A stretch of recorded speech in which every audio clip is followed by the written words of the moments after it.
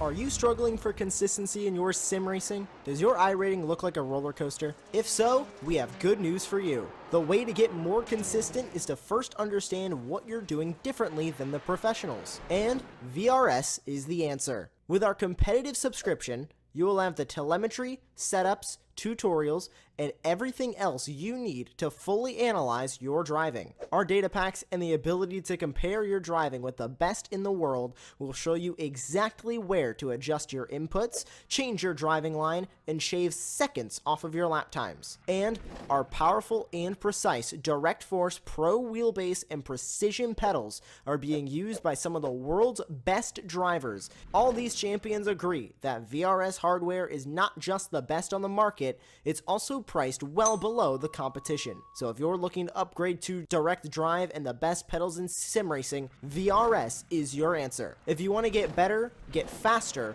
and make it happen sooner rather than later, you owe it to yourself to find out why so many people are switching to VRS. You'll be so glad that you did. Visit www.virtualracingschool.com and learn why the best use VRS.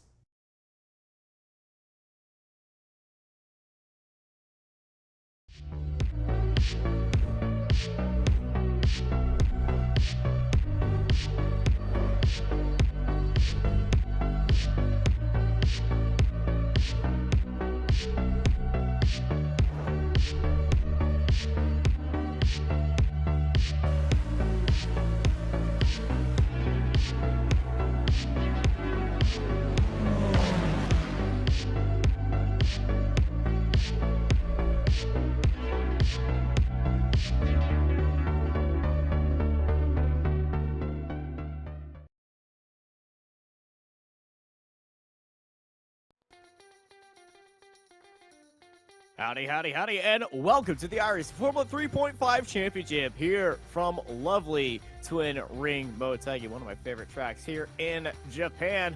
I'm Austin. I'm joined by Tim Cox. We got Sam Fitzpatrick in the production studio here today, and you're here live watching Apex Racing TV. Tim, it's been forever since I've had you in the box for this series as well. Welcome back. It is, and of course I covered it while you had a season away, so it's like a grand coming back together, isn't it? A reunification. And wow, what are we going to expect to see tonight? Well, we're going to see action, drama, and excitement. I remember last time, he's not he's not here. To be fair, Shane Lambert ran extremely well last time I commentated here at Twin Ring in Formula Renault 3.5. But I'm sure it's going to be the usual Eddie Samborski, stellar qualifying, and well, if he gets out in front, he'll just disappear off into the distance. However, you never quite know, because on his day, Yuki Shirakawa, he's boom or bust. He's either off on the first corner or he will go on and win. There's no in-betweens, Austin. Macias, another strong driver too. There's so many potentials here. It could go any which way. And we always know, as you say, Twin Ring is a great circuit. It doesn't get enough love on iRacing that it deserves. And, well, I'm sure we're going to see Shirakawa set the best second sector of anyone. He's going to come out on top as we get into qualifying.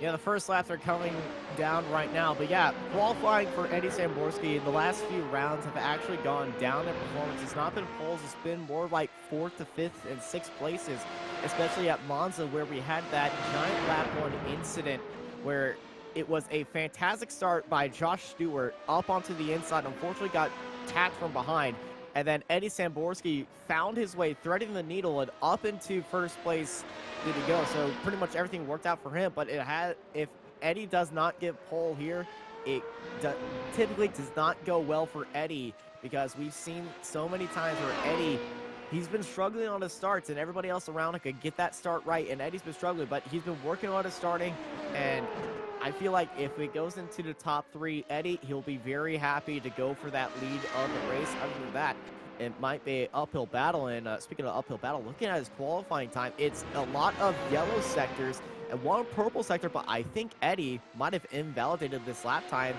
as Eric Weisemeiski is sitting on provisional pole. There goes Eddie Samborski. No, he did not invalidate that time, but he has gone second, just 32 thousandths of a second behind Eric up ahead.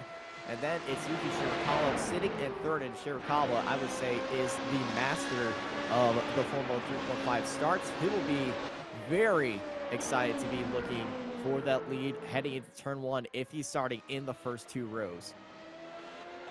So it's the first time I've had both the drivers start. Well, I was going to say starting on pole provisionally, the name starting with E, and then the surnames ending in ski. But Sergio Matias, the Spaniard, there, cheekily showing him his. Oh, wow! Just a little bit too much on the grass right there. That's too much mustard. Yeah, too much mustard. Well, it's more of a too much on the grass and they kill it and then crashing. The rule of too much mustard, I always have to say this, is if you spin it on tarmac, that's too much mustard. If you put it onto the grass, that's just putting it onto the grass. True. I will give you that one.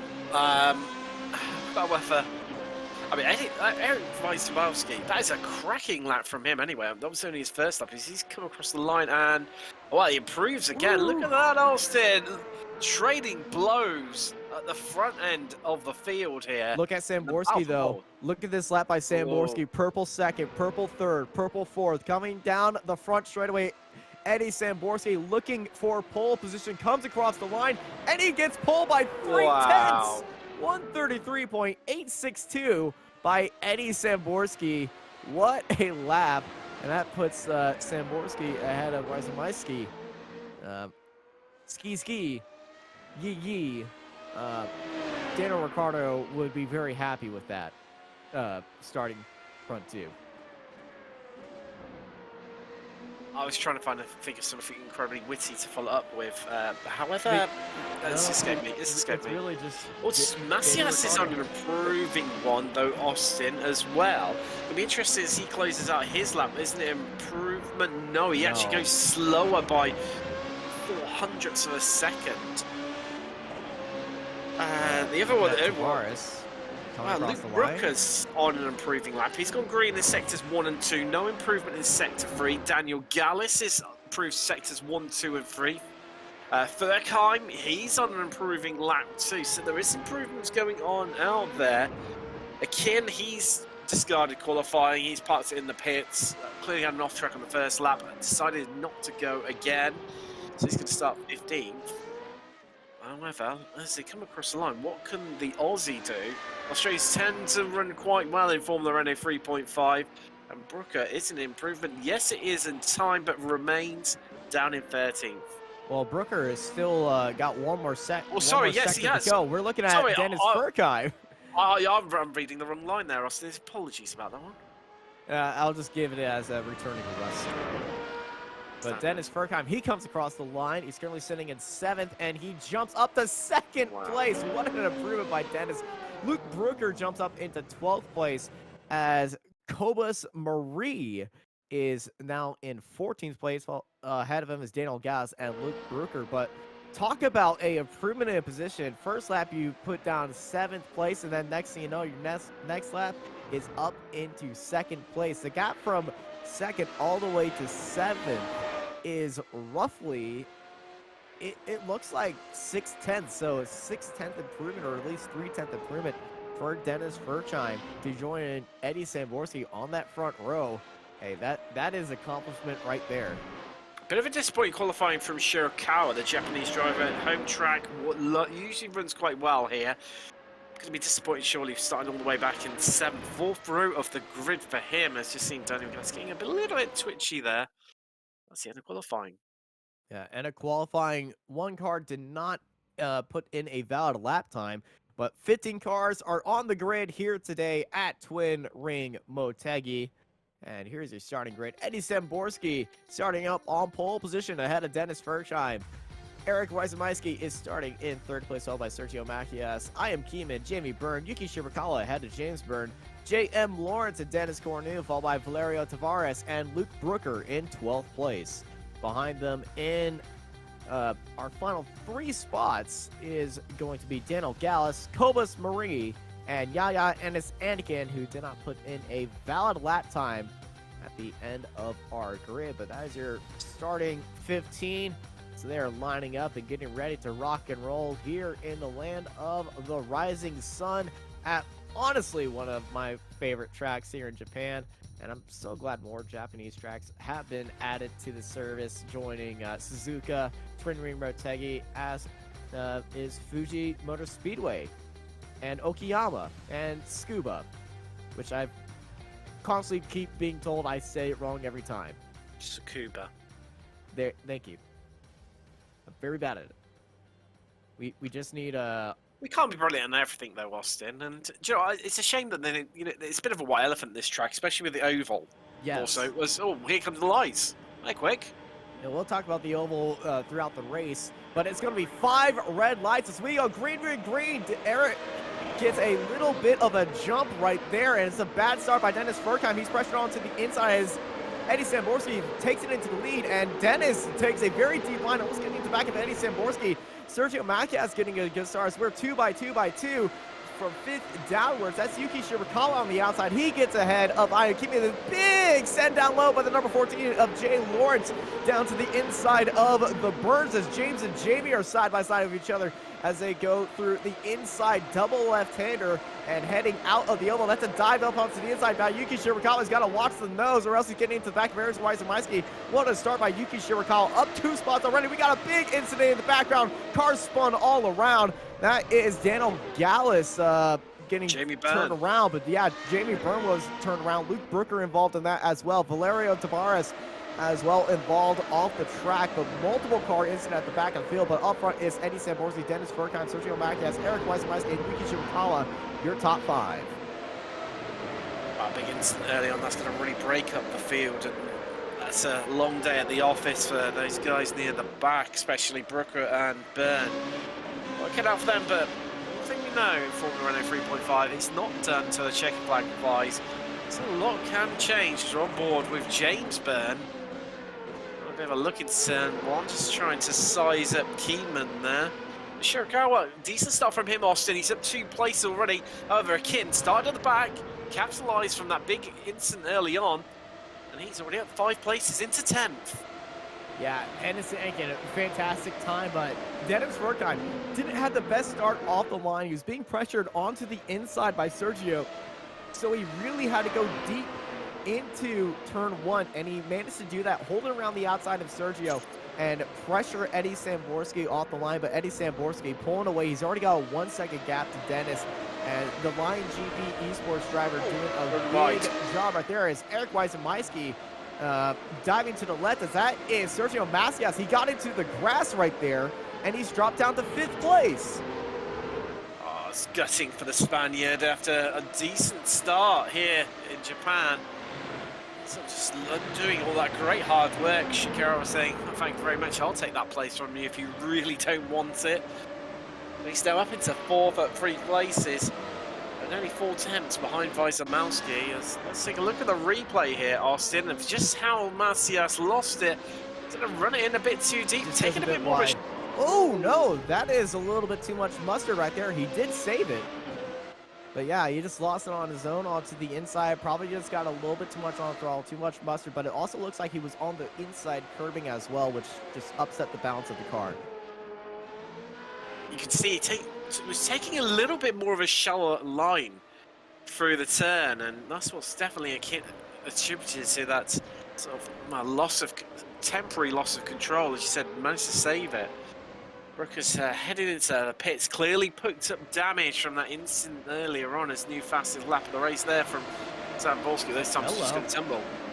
Keeman feeling the burn as James Byrne is looking onto the inside right there, but Keeman just holding that outside line, able to stay ahead, but James Byrne is right there with him. And speaking of pressure, Yuki Shirakawa under pressure, putting the number 9 under pressure right there, holding around the outside of Eric to go up into 3rd place. Yuki Shirakawa is on a rip right now. What a move around the outside of Eric.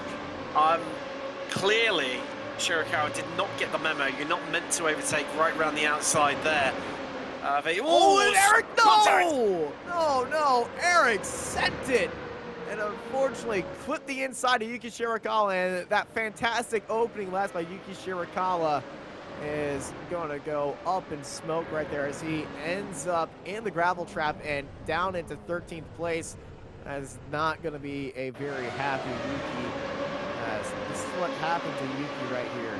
And he made that move around the outside, and Eric, I think, was just a little bit too ambitious up onto the inside. He saw the door, he went there, but I think it was just a little bit too late of a commitment to the move. You say he saw the door, Austin. I mean, I don't think it was even open. I think ajar would be the best way to describe it, at very, very best. The lid of the jar was loose, and he really wanted the honey.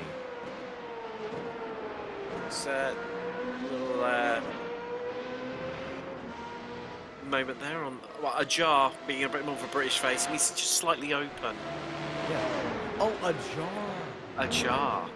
Which does sound like a jar. So to be fair, yeah, it is. It's the language barrier happening. Savaris has just made it past a kid in there. That's the battle for ninth as we see our leader, Samborski, Austin. 1.8 seconds to actually make that nearest down at 1.9 as they head underneath the oval. And, well, I get the feeling this is going to be a grand challenge for Samborski of pole position, fastest lap, leads every single lap, and to end up taking the victory. Yeah, he has a collection of Grand Slams, or as we say in America, Grand Slams. But yeah, Samborski, I think he is nearing the record of Grand Slams. I think he's closing in on the Tim DeLisle record, where Tim DeLisle back in the day used to collect those, as well as James A. Pacer, but Eddie Samborski in the recent seasons, I would say the last 3 seasons have been really collecting those titles for himself. He had a couple of seasons ago, the season that you didn't cover, Austin, where he had an absolutely astounding Oh, hello. Eric trying to pull off a Shirakawa around the outside. He's side by side with Sergio, but Sergio's onto the outside right now in the final sector. He gets onto the brakes, and Sergio Macias jumps up into 3rd place. Eric is pretty struggling that final sector right there, but we got a good fight for 3rd. We have. It's a real, as everyone weaving, trying to break the draft here. A long snake forming. Macias, Weisermalski, Keeman, Byrne, all in there. Lawrence and Cornu aren't too far behind either, Austin. If these keep battling like they are and tripping up over one another, that's just going to bring even more cars into the fight, and we're going to have a 6-way fight over the last place on the podium. Yeah, that 6th place fight for that silver is always very nice to have. I know a lot of these drivers, they're all part of teams. Some might be focusing on some other race here today, which explains the lower count, but all these other drivers, they don't have a team that's focusing on some other race here in Florida in the United States, so they're on the other side of the world and in their own race, and they're going after their own series, and that's what's happening right here. And so they definitely want a good result here today, and they definitely want that 3rd place. As James Byrne is getting a good line. I think he's going to go for a move on I Am Keeman at the end of this straightaway. So your bold prediction. I don't think it's going to be quite close enough, Austin. I think he's going to just hold it in reserve for a little bit here. Let's find out. Yeah, he does hold it in reserve. And this is why you are on the late apex and I'm not. Also, not by geolocation. Well, I was going to say it's probably more the geolocation rather than, let's say, skill levels. But it's fascinating this battle that's going on. No one quite. It's like a game of poker. Nobody wants to show their hand at the moment. Yes, we've had that bit of battle between Macias and Weisermalski, but other than that, everyone's just content. And I think it's a little bit of trying to blink first. Who's going to use up their DRSs? Of course, the drivers have 8 available uses of their DRS systems in this race. It doesn't open up like you see in Formula 1. It actually heads downwards and means the rear wing stalls, and that's what you get the lack of reduction in drag, and allows these drivers to go even faster. As Samborski's just lapped Brooker there. He's had a torrid time here in Japan. Yeah, it's not the greatest start for him. He's involved in that opening lap incident as well as Jamie Byrne, and it's an uphill battle, and they're just going to be trying to hopefully everything ahead of him just goes downhill, as this is Daniel Gauss making a move on Yaya and it's Anakin. And it looks like Yaya was, well, that great start by Yaya is not so great anymore. He was up 5 spots. He avoided everybody else, but I feel like he's just going a little bit slower. And speaking of slower, that is Tavares up ahead. Getting a little bit offset out of that corner. Ahead of him is Dennis Cornu chasing down Jay Lawrence. And that fight for 7th place.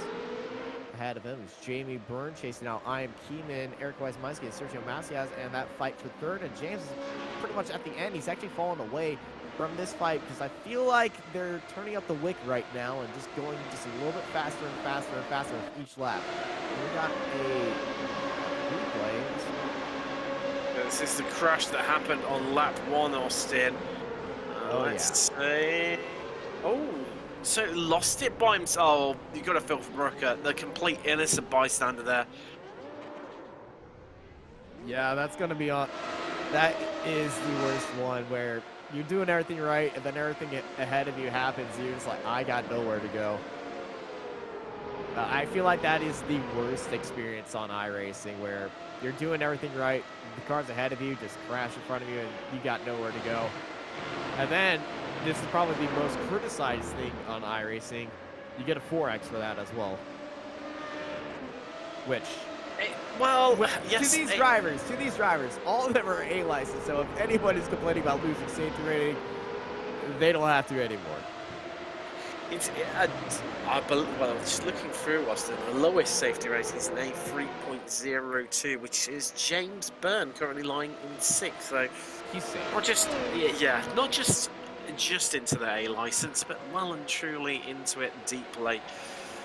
But I mean, some love it, some hate it, the iRacing system.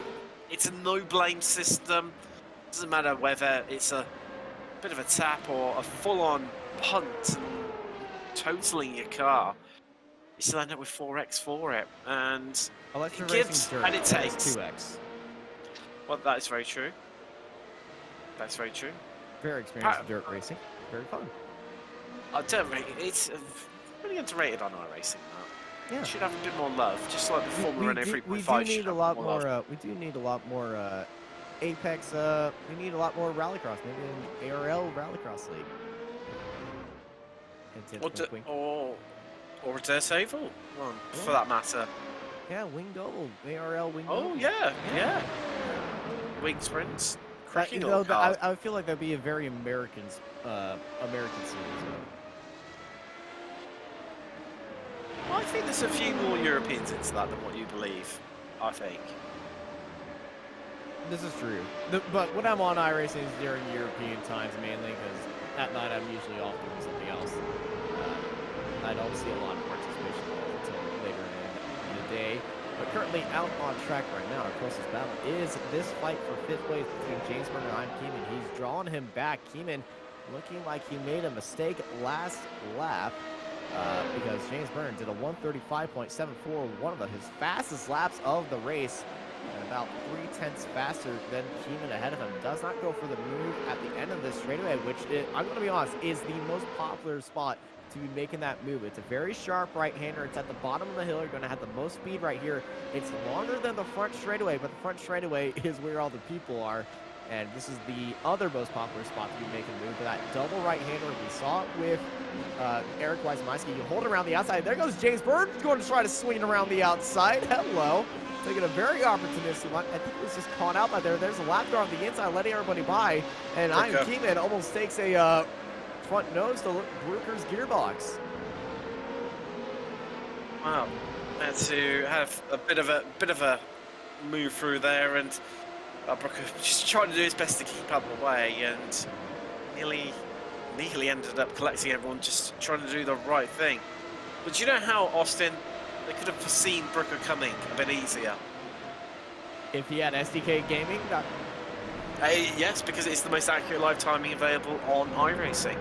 Absolutely. It's enhanced mini-maps and relative boxes as well.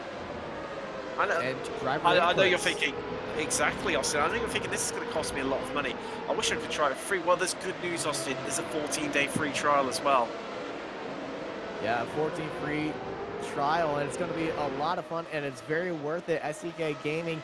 And also, if you do a lot of streaming on Twitch, I say it's one of the best overlays available. And what does that overlay look at it? Well, you're looking at it right now. This is the custom Formula 3.5 overlay, styled overlay. We also got a Rallycross styled overlay, a endurance styled overlay, as well as a NASCAR top ticker and sidebar as well. All those are available, included with your SDK subscription.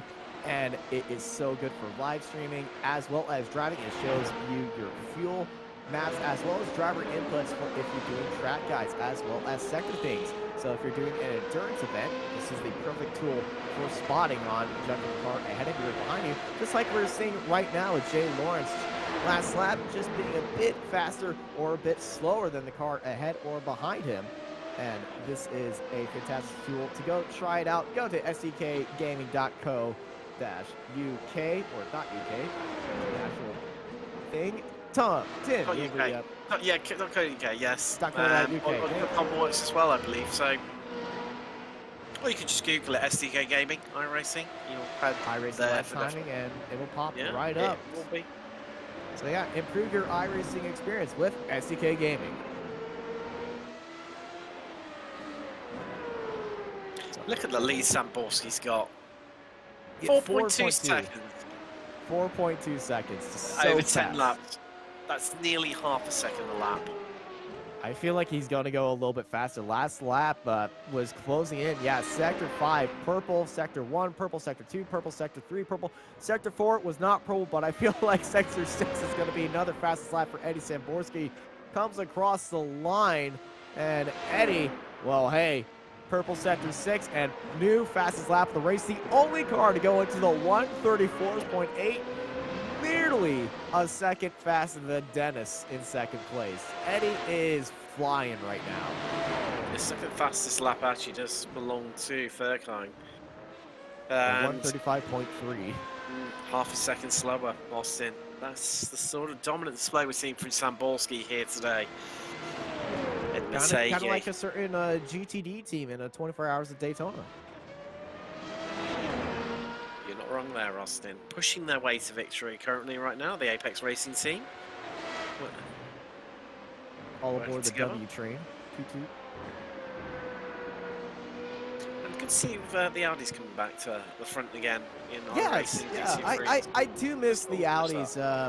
The customer racing got kind of pulled out of the way here in America on the GT side of things, so I'm glad to see the Audis get more love because they aren't getting love in real life around here and club racing type things. Same as, it's a shame we don't have these cars anymore as well. You know, yeah. I know it's gone as the V8 era. Yeah, gone are the V8s. These cars very beautiful to look at. It's kind of like a Formula 2, but more aggressive Formula 2 car. As this is Keeman undercrushed by Burn. Burn just selling a little bit of fake right there. Not really too committed to selling that fake. He just takes a little look on the inside and gets right back into that draft.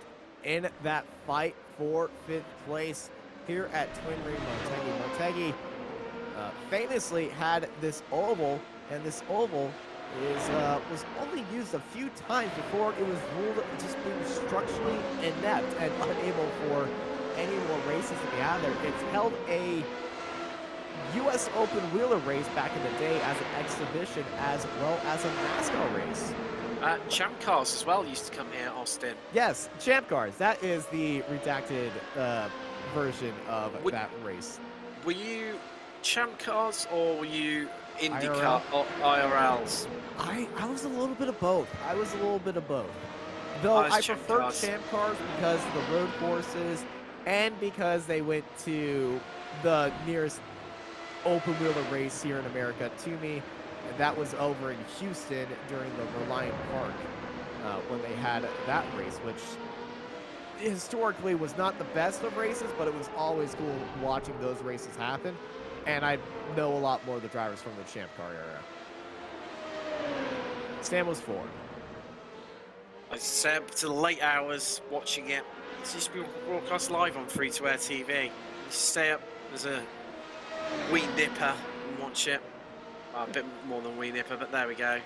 Yeah, I used to watch it with my dad, and growing up, we would watch it together. We kind of grew out of that little aspect because we're focusing on other things, but now we're going over to Indianapolis every year, nearly every year, or to an IndyCar race nearly every year. This year, I've actually reached out to my entire family. We're going to have 8 seats at the Texas Motor Speedway for the last one at that oval's current configuration, as a little bit of a blink for James Byrne.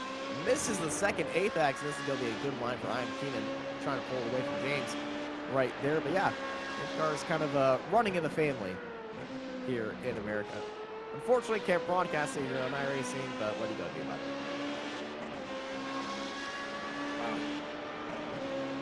By R factor, dare I say? Who'd want to do that? Well, if you want to go into stock prices, it is under $4 right now. Will they last?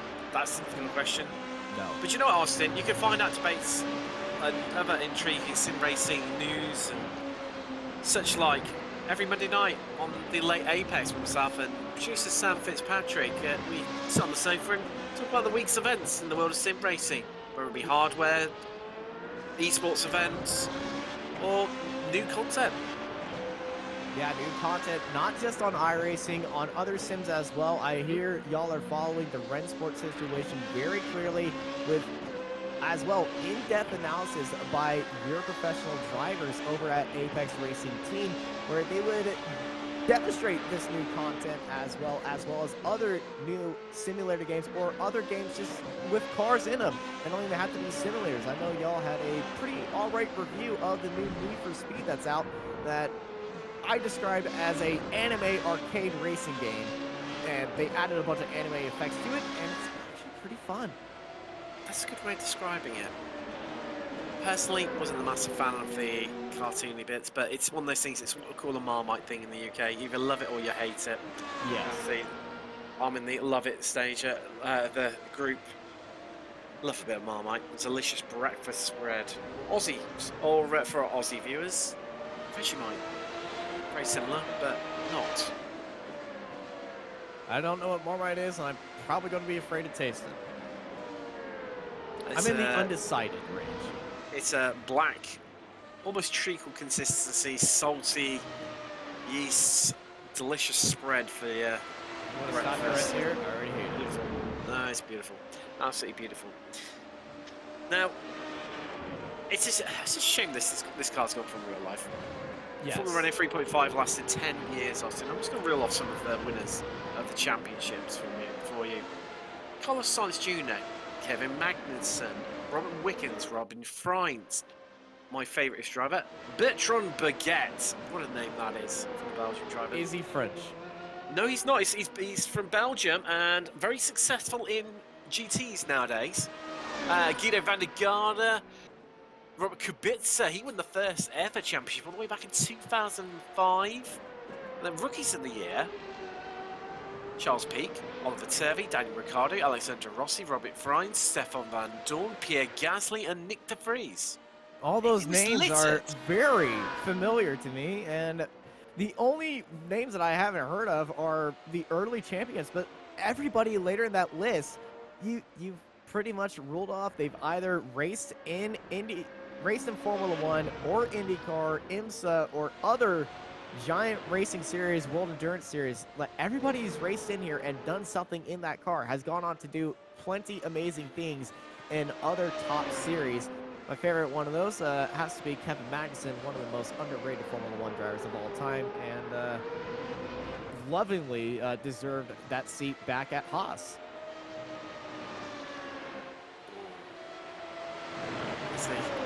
The bias is coming out here right now, by the way.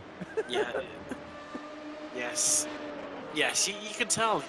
It's almost like you're American or something. It's almost like I support any American team. Sam just said something that I completely disagree with. Well, we're going to see about that. So we've got one battle. These two, starting to close up a bit again. Keeman and Byrne. Byrne's just not quite been able to... He's had a few probes.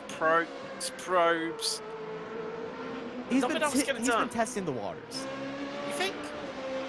I'm not sure. He's gone for a few moves, but anytime that he has that best opportunity, he doesn't go for it, and he's just been trying to regain an opportunity. We've seen him make a few mistakes heading into turn 1. He's been going a little bit deeper heading into that second apex, but this is a fantastic opportunity. This lap proved me wrong. He stays with Keenan, but as you can see, he takes a lot more speed through that first apex and then a lot less speed through that second apex. It's just kind of like he's just judging it. Oh, he takes a much wider line, and well, that gap is going to go right back to half a second. He's going to be using that drive to catch right back up, and it's another lap of chasing for James Byrne. I can't quite. I was initially maybe thinking Austin, he's suffering a little bit with the dirty air when he was getting very close to the back of Keenan, but from looking when he came through turn 1, I'm not so sure on that one. You see now he's hooking it up, but not quite, and it's not quite understeer. It's almost like he's just overdriving the car a little bit too much right now as the American of Jaeger Racing.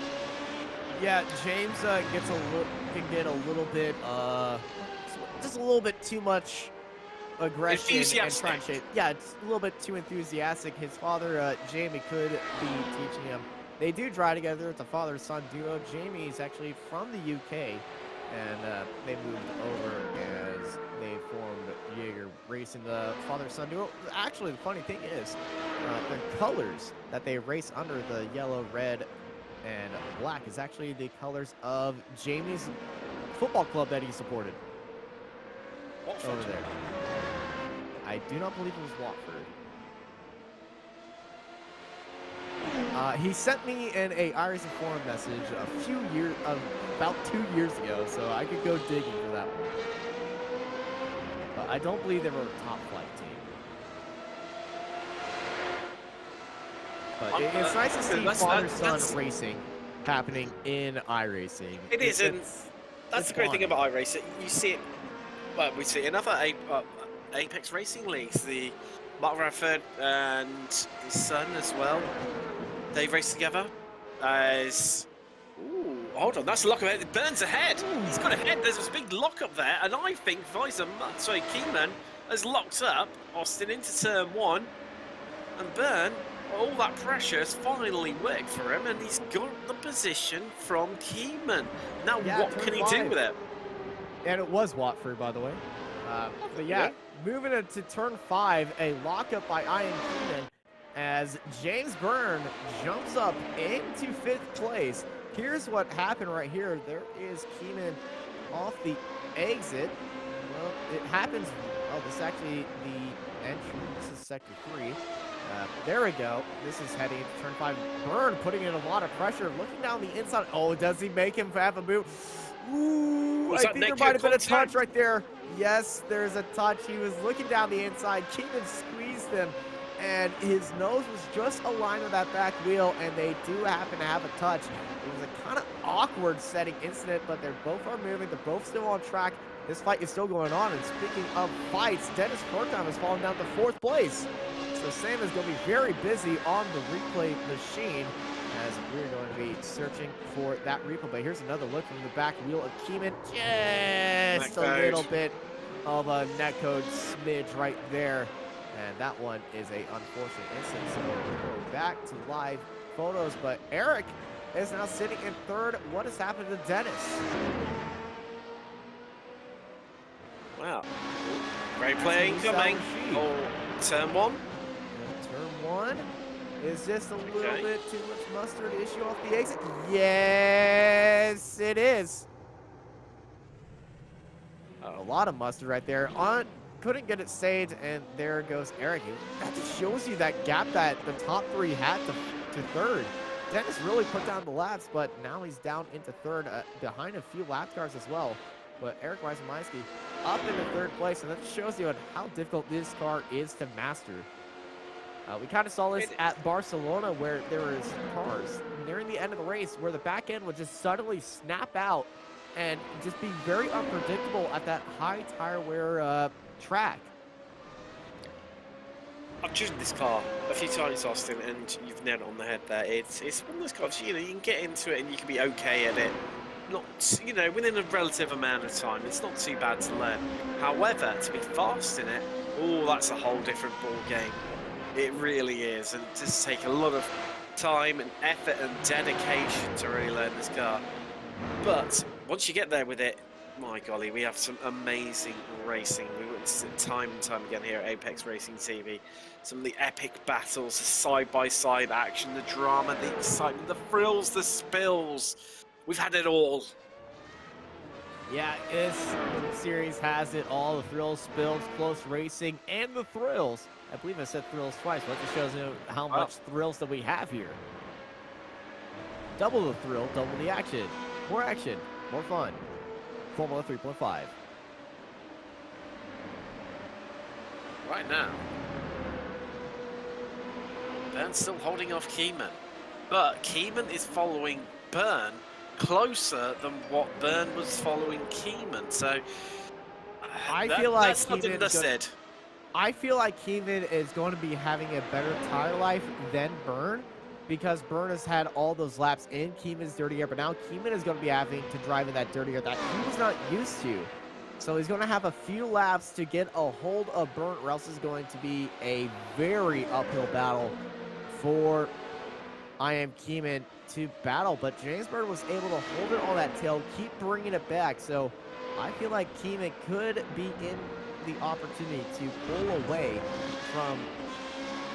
for James Burn to pull away from Keenan, unless Keenan can get back on the attack and chase down and make that move on James Burn. But Burn currently happy in 5th place.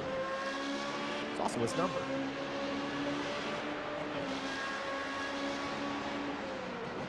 And he's in 5th gear. He was in 5th gear down the straightaway.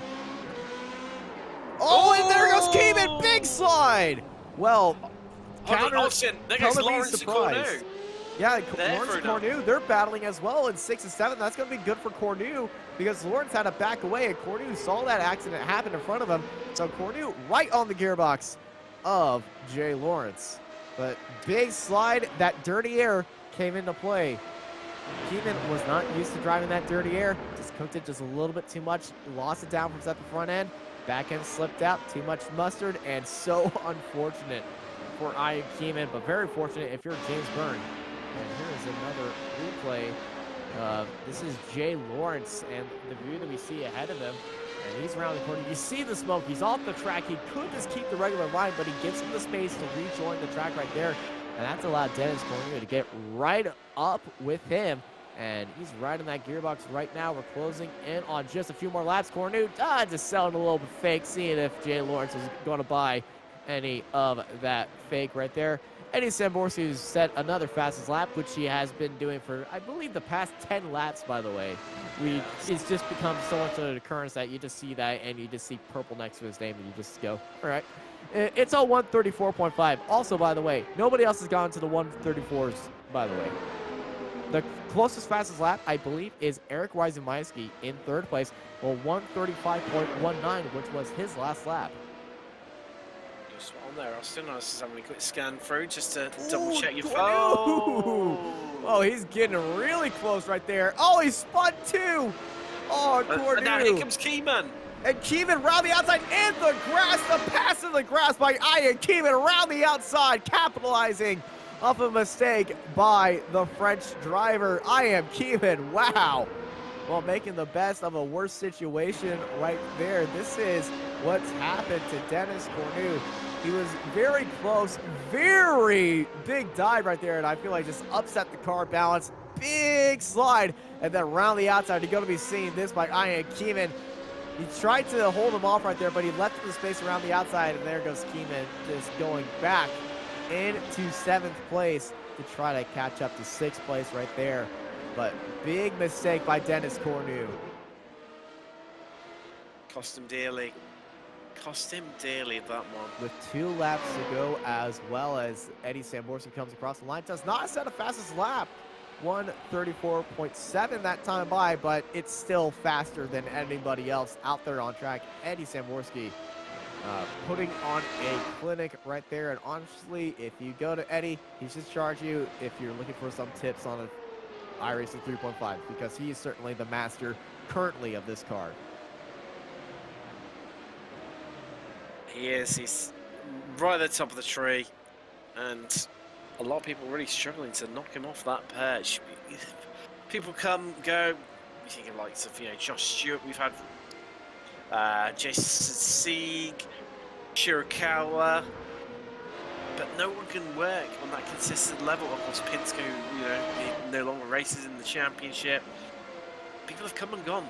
There's one denominating factor, one constant, and that is Samborski. And I remember back in the day, a few years ago, when I first started doing commentary on this league here on Apex Racing TV, where Eddie Samborski, the number 1 was never on his car. He was usually about the number 14, number 12. He was always down in 8th, 7th, a top 5 who he would celebrate with.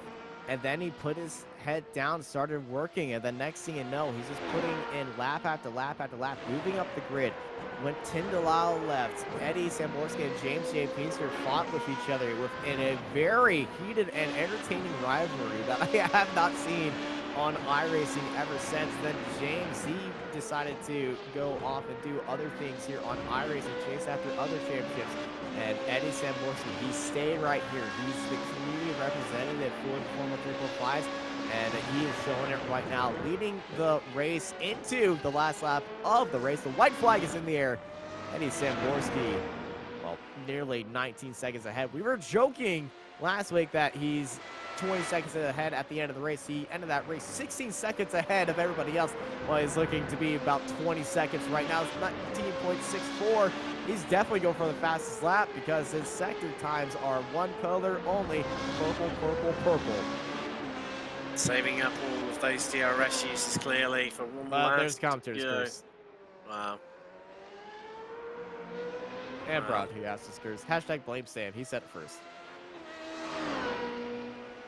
Of course, the drivers they don't have to use one per lap. They can use as many times as they want. Yes. They do only have 8 uses. And, well, there we go. There you go. There's a return to form. Another purple sent to Roxton. Incoming. Stand by. New fastest lap of the race, I believe. Oh, a little bobble in the final sector. It gets into the grass. I don't think it's going to be that final sector. But he comes across the line to take the win here with a fastest lap. Wow. Wow, quarter of a second improvement by Eddie Samborski. Takes the win here at Twin Ringer Motegi. I thought that final sector was going to bite him like it did last time we visited here when he was in that nose-to-tail fight. And here comes Sergio Macias up 2 spots to finish the second. Eric Weissmeiski meets Barney at the flag, takes home in 3rd. Dennis Furkheim closes that gap down but finishes in 4th. James Bird up 3 spots. He's going to be happy with that 5th place. Behind him is Jay Lawrence. A look behind him, Dennis Cornu racing to the line with Ian Keeman. Unable to catch him, though. Ian Keeman finishes 7th. Cornu, new fastest lap for him in 8th place. Those are currently your finishers, as this is Valerio coming across that final sector and across the line. He's going to be coming home in 9th place here. And what I love about Twin Ring Motegi is the finishing line is about halfway down that start-finish straight. None of this Spa nonsense where it's just after the line. Yeah. You got a proper run here. A rule that I really want is the start-finish line should be at the end or where that grid ends. Not where that grid starts, where it ends. Where the line is, not where it starts. The current rule is where the last place on the grid is. That's where the start-finish line is, instead of where it ends, where it should start. Checker flag. None of this old hickory, we traveled more distance than the lead car stuff. Looking at you, WEC. And Le Mans? No, that's not the, because everyone tries the same, so it's rolling start, so okay. Yeah, rolling start, but the old Le Mans starts, the one that robbed, Mr. Ken Miles of his 24 hours victory, but also gave victory to Bruce McLaren in that lovely Shelby Ford GT. Hashtag American history. Hashtag happy. But here's your full finishing results here from the iRacing Formula 3.5 Championship. Eddie Samborski takes the win ahead of Sergio Macias in second place. Eric Weiser in third, followed by Dennis Furcon, James Byrne, Jay Lawrence, and I am Keeman, Dennis Cordu, and Valerio Tavares in ninth, followed by Daniel Gaz, Anna Sandkin, Luke Brooker, Kobus, Marie, Jamie Byrne, and Yuki Shirakawa at the end of our 15-car grid here from Suzuka. Tim, what were some of your highlights here today? Oh, good questions. Good question, Austin. Samborski's just clinical precision, like a brain-surgeon's scalpel of the ability just to grind out all those fastest laps. Amazing stuff. And then the battles we saw as well. I mean, which ones to pick? So many of them. Gutted for Shirakawa. I think if he hadn't have made that contact with Weiser, then I think that would have been an absolute epic one. Of course, Keyman, and then Weiser later on, Cornu, and Lawrence. It's hard to pick, really. It's genuinely hard to pick, Austin. There was tons of battles, and I'm going to be honest, next week is going to have a lot more battles as we head over to Watkins Glen in that classic boot format. The draft is going to be a big factor. It is going to be a lot of fun for us to watch here on Apex Racing TV. Thank you, everybody, for joining us here on Apex Racing TV. We hope you enjoyed another race of the iRacing Formula 3.5 Championship. I've been joined by Tim Cox and Sam Fitzpatrick in the production booth. I'm Austin Knight, and I hope y'all have a good night.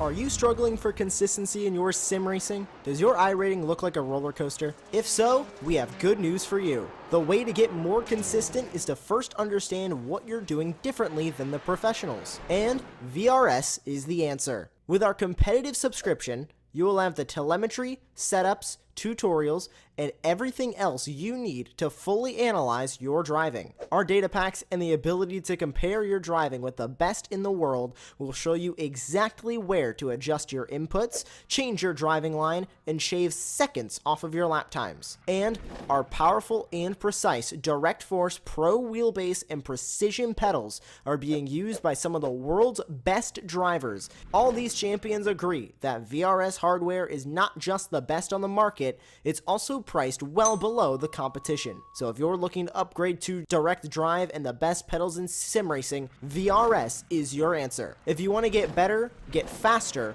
and make it happen sooner rather than later, you owe it to yourself to find out why so many people are switching to VRS. You'll be so glad that you did. Visit www.virtualracingschool.com and learn why the best use VRS.